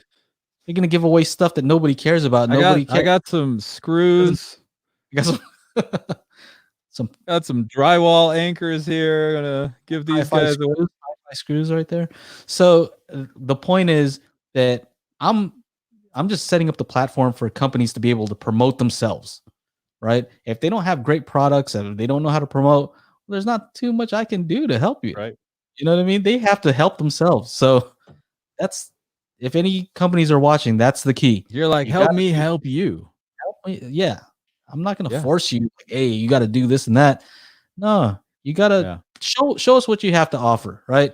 We're going to bring the viewers, right? And then let them decide what's interesting and what's not. So that's it. So this question from Jason, I think, Mike, you have experience with all these, right? What's that? It's up on screen. In your opinion, how does the LG HU85LA ultra short throw compare to an overhead 4K projector like the JVC NX5 or NX7? Oh man, great question. The LG, honestly, I've only seen 2 ultra short throw projectors, 2 that I've reviewed, the LG and the Vava. Vava brings great value, but it wasn't near I say near. Well, it's like half the price, right? We got $3,000 versus $6,000 or $5,000, something like that. Value with the Vava. But definitely when looking at those 2, the LG definitely provides a better picture. I don't see the LG coming close. Now, I haven't seen the NX5 in person, but no, the LG, the 85LA, I don't see that being the level of the NX7. The black levels on this thing is ridiculous. The detail, native 4K. What I'm seeing in the NX7, man, is like, I'm telling you, man, I get excited just thinking about it. I really, really do. It's a bad Mama Jama, man. It's beautiful. Absolutely beautiful. The LG, I don't know. I try not to ever like tell somebody what I think, is it worth it? I'm sure you guys get that same question all the time. Is it worth it? Is it worth it? Work it. China works it. The reality is that you have to decide, is it worth it? Because your dollar is different than Joe's dollar, is different than China's dollar. And your disposable income could be, really, really different there. But man, that was my biggest hang up with the LG. It's like, man, it's steep at $6,000. Yeah. Up there. And then you have to also think about the setup, because when you have an ultra short throw, then unless you have some sort of like specially designed furniture, you've got no center channel. Yeah. That thing is just sitting there. And where are you going to put your components? Unless you're rocking like some crazy hi-fi towers where you can run Phantom Center and it's not a big deal, then cool. So I think there's a lot of factors. I think the convenience with an ultra short throw is awesome. I think to be able to just, you don't have to climb in the attic. You don't have to run that 30, 40 foot HDMI cable. That's huge. Yeah. Those types of things. It's definitely a convenience factor. And you get a great picture out of them. But I really, man, I'm telling you, I think there's some projectors out on the market, the Sony JVC. There's several out there that just produce some beautiful, beautiful pictures. And I think you'll get a better picture out of a standard projector than you do, but again, there's an ultra short throw. Yeah. You know what? You're being nice about it. You're being very nice about it. Yeah.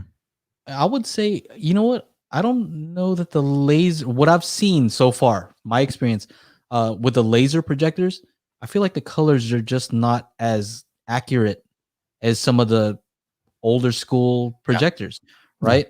It's just my experience, because even at JVC, when we went to JVC, China, for CES, and they were showing us their crazy what NX9 was that? Yeah, the 8K. Yeah, and then they immediately did kind of like an AB and went to their laser one, and they're like, and it was like, well, and that would be the laser one I'd get for my living room, right? Because it's small, it's compact, you get that large format. But man, the colors were not the colors were not the same either. Yeah, so that's what I've noticed is like these ultra short throw, brightness.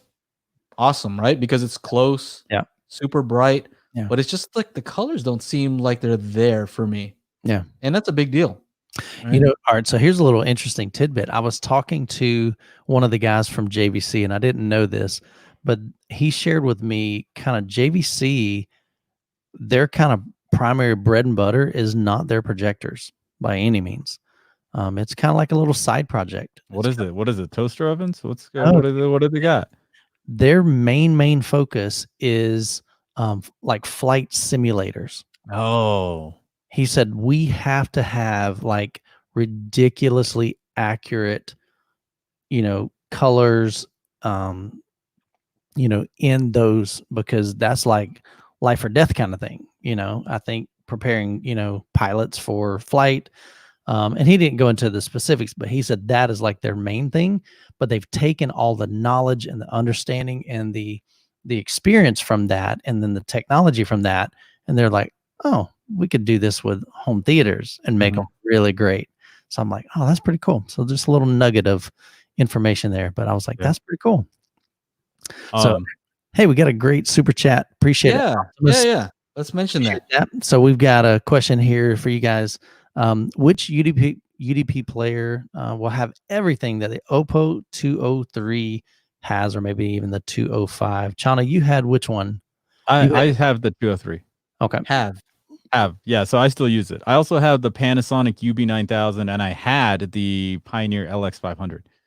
So those are all $1,000 players. Well, the Oppo was $550. And to answer your question, none of them have what the Oppo 203 or the 205 have. If you were thinking about that UB9000 or the LX500, or even Pioneer's flagship one, the LX800, which I have never actually seen in the States, the Oppo 205 still has those Sabre 9038 DACs, which give 140 dB of dynamic range, which none of the DACs in any of those other players do. The one in the Oppo 203 is obviously not the same. As far as my workflow, I rip all my 4K UHD content from discs onto a hard drive, and the Oppo 203 plays all of it. BDM folder, so I get the movie with all the menus and Dolby Vision. That works on the Oppo 203. Doesn't work on the Panasonic. Doesn't work on a Sony. Doesn't work on an LG. So they're honestly in a league of their own. We miss you, Oppo. Yeah, they need to come back and we miss you, man. A lot of the community is missing you guys. Yeah, so Optimus, it's tough. You can find one used, but I mean as far as HDR10 content is concerned, Panasonics are nice because they have the HDR optimizer. So no matter which level you buy at, the $250 level, the $500, or the $1,000, you get the HDR optimizer in all of those models, and you can tailor your HDR experience to whatever device that you have, whether it's a projector, a low luminance LED, high luminance LED, or an OLED. You get to choose that, and that actually brings out a lot of goodness that I've noticed on HDR10 content with my OLED. So, I mean, there's something to be said for that, but to get something that the Oppo's players did, there you can't find any. So the question is, do you have one for sale? I might actually be selling the Panasonic. He's like, hey, wow, you really love that. Oppo, huh? Shoot me an well, I said you've got it. You can just shoot out your email directly. You said you rip everything from your Blu-rays? Yeah. Does that mean that I can kind of hold on to these Blu-rays of yours that I still have? Well, I mean, if you send them back to me so I can rip. Wait, I might already have ripped them. I don't know. I have to check. Because I saw them the other day. I'm like, man, I need to get this back. Do you have one for sale? That's great. No, but you can find a bunch on eBay, bro. eBay has a lot. You're gonna be paying like through the nose for it, like $1,300, which is more than double. I think the last time I checked. And I found I was even gonna buy one, Oppo 205, brand new for like $2,600. That was the cheapest I saw. And the cheapest I saw was $2,600, and it went to like $4,000 and $5,000 on eBay. So it's pretty tough. It looks like Pioneer Elite LX 500 is on back order. That's one you have, right, Mike? Yeah, I've got the 500. Yeah, it's been a great player for me. A couple of times it has locked up. Basically, you just got to power it down and then turn it back on. I think it's done that maybe 3 or 4 times in the past year that I've had it. So definitely no major bugs, no hiccups. But that was the only thing that I've noticed with it. So, yep. $2 super chat from Rob. Thank you guys so much. Due to COVID-19, I think that's what he was trying to say. Mm-hmm. Guys will bring back production back to US. They need. I mean, it's always good to make stuff. You know what I mean? Mm-hmm. It's always good to make stuff because, it's always funny. Not to get any, political ever, right? I'm not that type of guy, but you have to sell stuff to other countries. you have to sell something. So a lot of times making stuff is a good way to do that. So Clay, thank you for shouting me out on David Solomon's Cobuzz Facebook page. I did email him this morning as well. Bryce said he just registered for the HiFi Summit. Yep, thank you, Bryce. I saw the email here. Very cool. What else? So I'll give you guys an update. So I've been monitoring this, like, as you guys have been talking, I've been flipping back and forth. I've been promoting it on Facebook and everything. So as of right now, I was really, really hoping that, like, at the end of the show, I could you'd be like, it's 1,000. We crossed 1,000, but we're close. So we're at 982 subscribers. We need 8 more. On the daily 18 more. Yeah, a little bit more than 8. Well, let's do it. So if you're not subscribed, Daily HiFi, go over to youtube.com/Daily HiFi, subscribe, help us get to that 1,000, because again, basically until we get to 1,000, we cannot stream to that channel. And really we would like to kind of begin to stream to that. It just makes it easier, because I can tell you right now, it's really difficult on like mine and Joe's end right now to like comment, because I'm looking at my channel's chat and I can comment to you guys, but then I've got to flip over to a totally different screen to look at all of the channel chats, but then I can't apply there, which is it's just kind of weird how it works. Pretty whacked out, yeah. Yeah. Right now, I'm looking at a screen with the group chat with all of our combined chats, and then I have my chat from YouTube on this side that I can comment on. So it's all split up. It's all split up. So it'd be nice if it was all on one page. Let's do it. We're gonna do it right now. That's it. I'm not getting off until we do it. So all right. Do you want to take a call or a caller? Let's take a call. In the meantime, while we take this call, open a new tab because you can do that. Yeah. Open a new tab. YouTube.com/daily hi-fi. Subscribe, and we're gonna have some more stuff on there. Promise. Nice. We're at 988 right now. Let's go. We're running a telethon. You know what I mean? It is a telethon. This is modern day telethon right now. We're gonna make it happen. Too funny. It's too funny. Here we go. This is what it looks like, you guys. YouTube.com/daily hi-fi. Keep that up. We keep that up. I put the. I actually just commented on all the channels. Don't forget to subscribe and the link. Of course, I botched the link. I'm so stupid. Oh, that's all right. Yeah. Do it again. Shauna, he ended up sending you one of his affiliate links. Sorry about that, guys. Hey, how do you do it when how do the telethons go? Like they're trying to raise a certain amount and then they're taking calls in the meantime. How does that work? That's right. That's right. Well, the line's open too. So we are all right, guys. We are literally 8 away. We're at 992, man. This is awesome. I feel like I'm running a telethon. This is awesome. No, but you guys, I'm serious, man. The community that we have here with Daily Hi-Fi is absolutely tremendous, man. We love you guys. We appreciate you more than you'll ever know. All right. We're at 996 right now. We need 3 more, dude. Subscribed early. You guys are awesome. We're making this happen right now. 97. We got 3 more. Who's going to be the last 3, man? Make it happen. Let's push it over the top right here, right now. 1,000 subscribers. Boom. Guy said he's going to call in. He wants to call it. We just hit 1,000 subscribers, guys. No way. Yes, we did. Thank you guys so much. Yeah. Thank you guys so much. Awesome. Celebratory call. Let's take a celebratory call. Nice. Hey, Optimus Vader, I'm going to drop my email down in the chat here for you, buddy. Awesome, man. Cool deal, man. And he's a great guy, dude. Really great guy. That's awesome. He's been a fellow patron of mine for quite a while now. So just a super guy. We have a lot of conversations in the in Patreon. You got a caller, you said, Joe? I don't know. I think, let me see. Phone line's open. I think you got it. There it is. There it is. Give us a call, guys. If you got a question or if you just want to call and chat. Call and say hi. We'll probably wrap up the show with this one. As the 1,000th sub, can you answer my question? Yeah, let's try. There you go. Have phone call? Johnny, what you got, man? All right. You're on the air. Can you hear us? Well, congrats on the 1K. Yeah. Hey, thank you. Who's this? So I got a question. So I'm on the cusp of pulling the trigger on a PB 3000 or a PB 4000. What are your thoughts? Okay, cool. I think I have not heard the 4000 myself. I owned dual PB 16s and I had a chance to review the PB 3000. PB 3000 is a great little sub, man. Lots of output, especially for, I think it was a 12-inch sub. 13? Well, no? 12 and a half probably. Yeah, 13 and a half. They round up on all their numbers. So, but anyway, so nonetheless, but that's a bad little sub, man. I was really impressed. The SB 3000 was good, but definitely a lot more output from the PB 3000. I have the 4000. 4000. What do you like best about it, man? The PB 4000, it gets low. Yeah, it gets low. There's that one video I plugged in my Moog synthesizer and just started playing.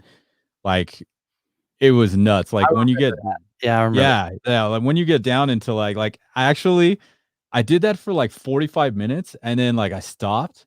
And, oh man, I was like nauseous. Like it was just so much because I'm just standing right next to the subwoofer, like doing all of it. So it's got a lot of power and it'll dig deep. I went with the dual rel 15-inch over that. Mainly different type of bass and size.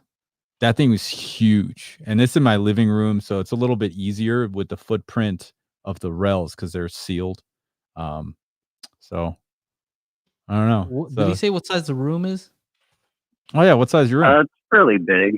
It's about 25 by 35, and I have a JL E112 that I would be pairing it with using mini DSP. So nice. Yeah.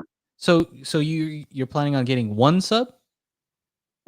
Yeah, I already have a JL E112 that I would be pairing it to. Okay. So you have a JL, and you're. Let's see. I'm just trying to see what is the JL? Is it a ported? It's a sealed or ported. I don't know. It's a sealed 1500 watt RMS, I think. Okay. So here's where the fun part comes. Not that it can't be done, but it's more difficult to get a sealed enclosure to kind of, to work. Not cancel out the ported. Yeah. But I think you're on the right track. That mini DSP, I think that'll help you a lot in that. It's just going to be really tough if you didn't have something like that. So.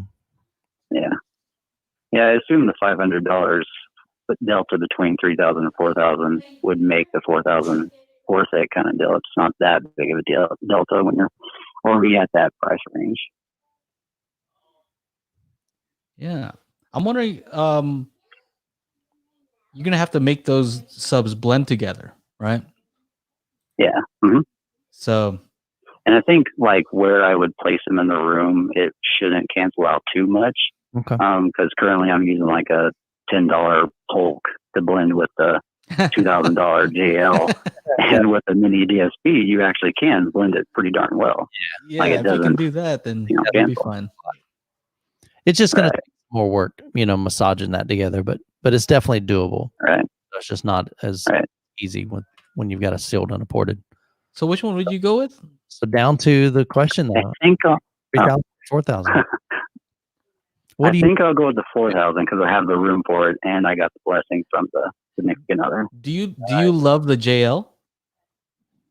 Yeah, it's pretty good.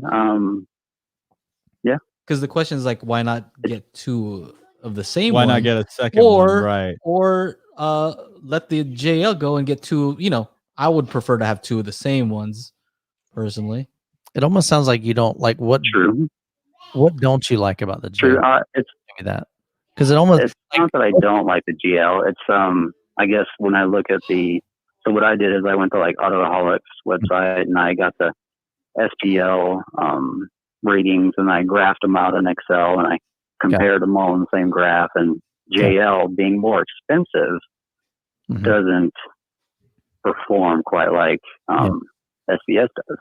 Yeah, you're going to pay a little bit more for the JL. I mean, bottom line. I mean, they've always just for the name. Yeah. They definitely have that not market share, but I mean, it's a great selling subwoofer in my opinion. Yeah. But it was weird. They have a trial period, right? Right, and the customer service I hear from SVS is bar none. Yeah, it's great. It's great, and you got a 45-day in-home trial if you buy direct from SVS.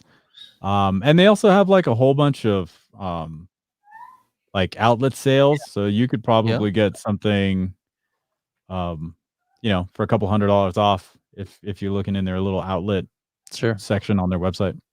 And a lot of times, like even the outlets, so think about it, when they send us a subwoofer to review or a pair of them, we send them back. Literally, that's where they go. They sell them on because they've got to figure out a way to sell them used. And so, I mean, if it came from China, they might have been abused. But if you got it from Youth Man, them things are in pristine. You kidding me, man? Like I autograph it, Techno Dad, right on the back of the amplifier. More extra $500. I love it. $500. That's awesome. That's funny. But yeah, it makes a great subwoofer. I have two more fun topics to talk about if you want. Yeah, go for it. So you always talk about, how Gravity and Atmos is a really good demo, but unfortunately you just can't find it to buy it. Yeah. However, I think there is one streaming service that sells it in Atmos format. Interesting. Cool. What's that? Yeah. So that would be a really good, porter for a lot of people to buy. And I think the one streaming service you can purchase it on is Apple. Okay. Interesting. That's the Lux. That's something I don't think too many people advertise, but No, Interesting. I didn't know. or mention. Yeah. I wonder how much it I'll is. check that out. I mean, it's decent. Like I think it was like $20 or something like that. Like normal price. That's a lot better than the price of that normal price. Blu-ray. And $80 sometimes. Exactly. That's fantastic. Yeah. Is that the Lux edition too? I mean, I think it's in Atmos. I don't know if it's like how different. That's I don't really have the technical what everybody's wanting. testing ability to be like, how does it compare to Kindle? Yeah, I think that's and see, I've even heard mixed opinions on that. Some people say, well, you don't have to get that Lux edition to get Atmos, but every forum I've ever seen basically says, hey, look, you need the Lux edition if you want Atmos. If you want Atmos, yeah. So, but I don't have a way to verify But that. Awesome. If the Apple version did offer pretty good Atmos quality, then that's a really good option. I just haven't personally tested that. I just saw I'll that check that available. out. I will definitely check that out. Yeah. So thanks for the tip. Awesome. For sure. Yeah, man. And then, Sean, I mentioned earlier to check out you're a gamer, or even youth man's a gamer, but the PS5 is coming out. Yeah, dude. They had a press release on the audio section of that. And instead of doing like an Atmos type of audio, they're wanting to engineer a different type of audio format. Yeah. If that's something you've looked into, it's kind of interesting how they talk about mapping the layout of your ear canal and adjusting the audio to your ear canal. And how Wow. it's different people. Well, yeah. That's crazy. How are they going to get inside like Mike?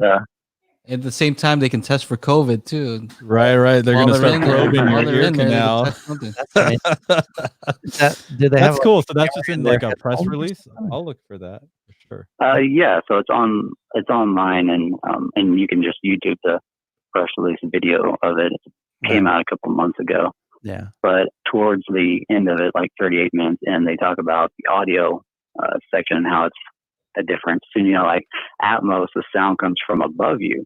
But what about if there's an object below you? How do you perceive the sound coming from below you? Okay. You gotta have speakers in the floor now. Yeah. Shit. People have said, Damn it. Right. Yeah. Yep, that's the next thing. Floor speakers. Get ready. Well, thanks for calling in. That's awesome, man. Yeah, Appreciate the info. Thank you so much. Great little nuggets there. Appreciate it. Thank you very much. All right, let's get it. Bye. Later. Let's get to two more questions before we get out of here. Yeah. Let me pause. Fabian, thank you so much for the $4.99 super chat. What do you guys recommend for a 2.1 set on my desktop? He's got a topping DAC amp, but he can't cross over. Any recommendations for a DAC with a crossover? Topping. That's hard. How much space do you have on your desktop too? Because I know like with my setup right here, I've got to have these really little, like, real small satellite kind of size speakers. I can't put really nice. Right.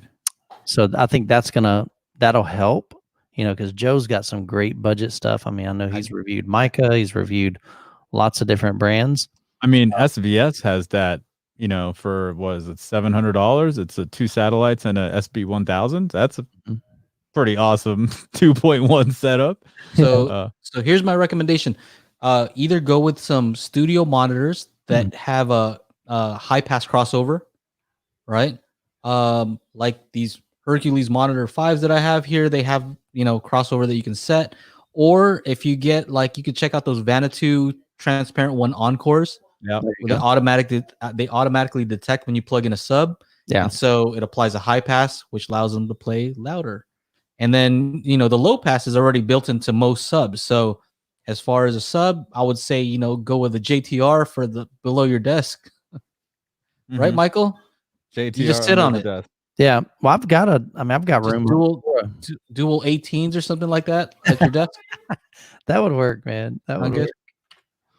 Yeah. As far as a sub, you don't need to go too crazy because it's so close to you. I like a little 8-inch. Yeah. Cool. Let's move on to Gianni's question. I was wondering if the Marantz NR1710 has enough juice to power 5.1 2 klipsch setup and Atmos. So if you guys don't know what the NR line is, those are the slim lines, slimline AVRs. And I think for most klipsch speakers, I think you'll be okay because they're high sensitivity and you shouldn't have too much trouble powering them. Now, I do know that the NR1710 does have pre-outs for the front 2 speakers only. So if you have like some, you say you had the 5000 F floor standing speakers, you could get a little 2-channel amp, 100 watts per channel or something like that, and rock out with music that way. But I think you can run a 5-1-2 setup without issues. I think the great thing is that you're not trying to power too many speakers with it, Yeah. And so, and on top of that, like Chana mentioned, with the klipsch speakers, you get that added benefit of being able to have less wattage and kind of get more bang for your buck, if that makes sense, because you don't have to have, a massive, power supply, toroidal transformer, I'm looking up some stats here on that. Yeah, I think the issues with those slim lines is that they did cut down the power on them due to getting them to fit in that kind of a small chassis. But you have some options, you can get an amp. I know, Joe, how much are those little tabletop amps that you got there? Oh, I mean, they have some you mean those little tiny amps? Yeah. Class B amps, they're like, some of them are under $150 for the SMSL stuff. They have an 8018 is the one I still like. Their older one. 8018, $144, I think, somewhere around there. And then Micah makes some that are like $99. Yeah. 8250. So Gianni, you got some options there because you can run the NR1710 with one of those little amps for your towers, and you'll probably be set. If you're normally going to run 7 channels off of that Marantz, and then now you're only running 5. Yeah, yeah. I think, looking at the specs on that, I mean, it's rated at 50 watts at 2 channels driven. So then when you add 7, you're definitely going to be taxing that receiver. Yeah. So if you were going to go with that route, just look into getting an amplifier for the front 2 channels, and you'll probably be okay. Because those things are mainly like a space saving situation. Yeah. I want to get one just for the bedroom. I just do like Atmos in the bedroom. They look fantastic, man. I saw a question here. Somebody asking if I talked to 123 Toy lately, and I have not. I saw that he had some like Dyna's boom boxes or something like that. He keeps he's iterating on the design that we collaborated on, because I think that he sold a lot of plans from those Dynas. So good for him. But no, I haven't talked to him in a while. Well, what else? I think we're gonna have to start wrapping up. But man, we were supposed to do 1 hour. Yeah, we're at like almost 2 hours now. He found Gravity on iTunes for $9.99.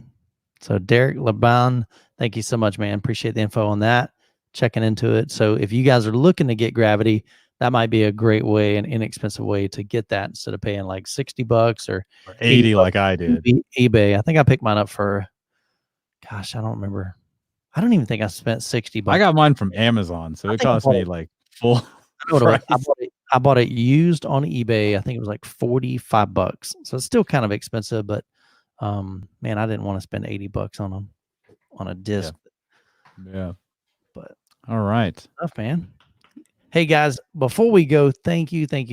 Seriously, you guys absolutely rock. You helped us get over that 1,000 mark. Now, typically with YouTube, once you cross a kind of like a milestone like that, then it may take a little while before it actually kicks in.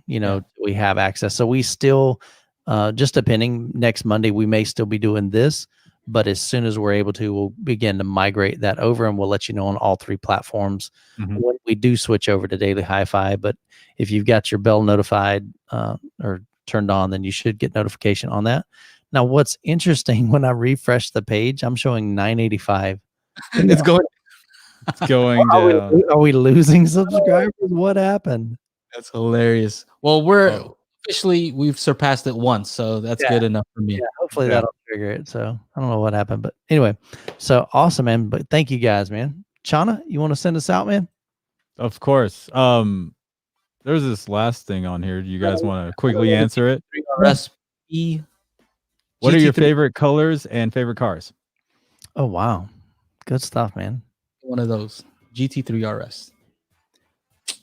Porsche. Okay. I like that new one, but I really they released a new 3-off Pagani Huayra, so when I make it big, it's all about that Pagani Huayra. What? Yeah. Well, I've always been a fan of the McLaren. There you go. I would love to drive that, man. Oh my gosh, what a dream car. Well, if these guys sign up for the HiFi Summit, then maybe we can make that happen for you. Dude, man, bring it. That'd be sweet. Go ahead, Chana. Oh yeah. Thank you guys so much for hanging out with us here at the Daily HiFi video podcast here with Techno Dad, Youth Man, Joe and Tell, and we will see you guys next week. We do this every Monday, 4 p.m. Pacific Standard Time. So make sure you mark your calendars and don't be late. You got a lot of cool fun. Call in with your questions, have a question in the chat, and of course, build this awesome AV community. You got That's it, man. what we're here to do. The HiFiSummit.com. That's right. Don't forget to check out the HiFi Summit, and we are. I have no idea what's going on. We'll see you guys later. Oh, I gotta hit end broadcast.